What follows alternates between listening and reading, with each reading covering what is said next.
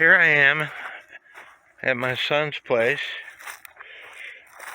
and there used to be a sign that said barbless hooks only.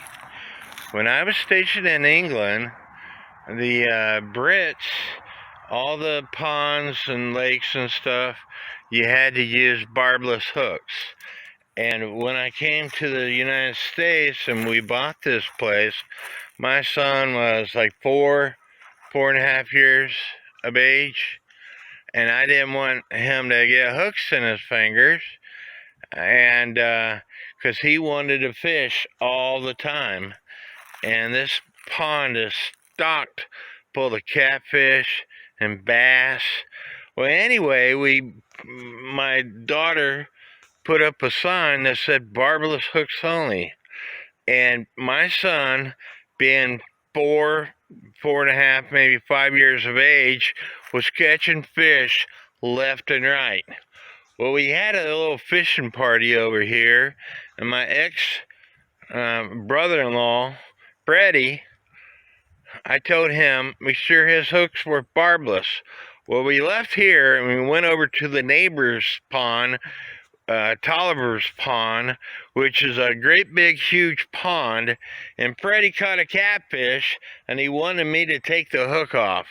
Well, I attempted to take the hook off and the fish moved, and I got the hook stuck in my pinky, and I tried to get the hook out. And I asked Freddie, I'm like, Freddie, did you make this hook barbless? No, Mark, people can't catch fish with barbless hooks. Well, my son Steven and I caught fish here all the time with barbless hooks.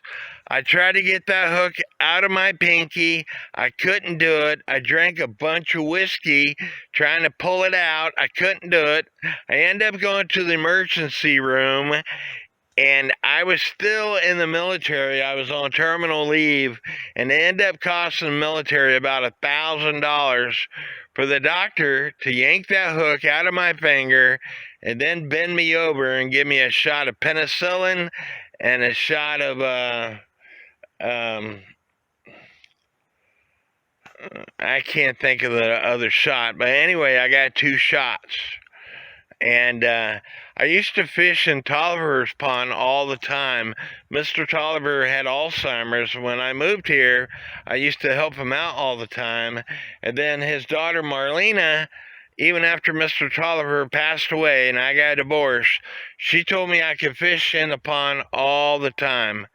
Well, one of the relatives now lives in the house, and he told me I could not fish in that pond anymore. But anyway, I'm here to see if I can catch a fish. This dock, we used to be able to go out on it, and we would catch little bluegill, and the bass would swallow the little bluegill. Of course, we wouldn't catch the bass, but we had fun playing around with the bass. And I used to lay on that dock and put my fingers in the water and make the water move, and the bass would come up and try to bite my fingers, and I actually caught a bass with my hands doing that. There are some big bass in this pond.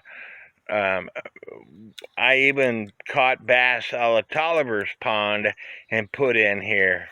There's some bass in here that are probably 8-9 pounds, maybe 10. And there are some huge catfish in here. I caught one catfish out of here one day, and it weighed 16 pounds.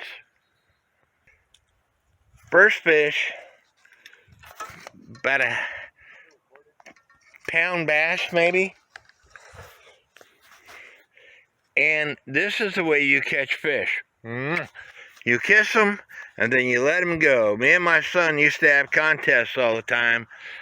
You have to be able to kiss the fish in order to count that fish. And so this is fish number 1 for me. Caught it on a chartreuse and yellow beetle spin.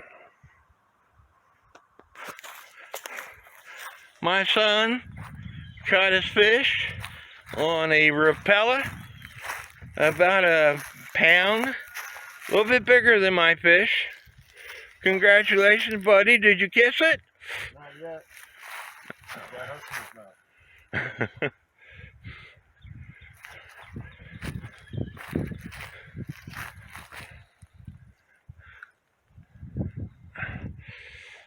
Let me get a needle on those pliers.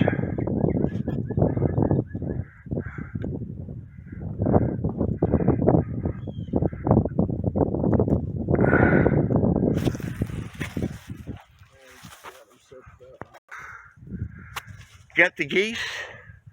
They were in the pond. They fly here every so often.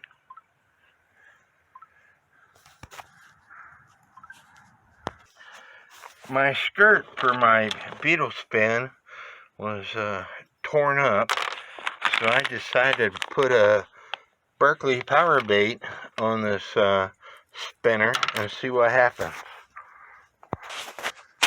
I just missed a fish, and Steven over there got his second fish.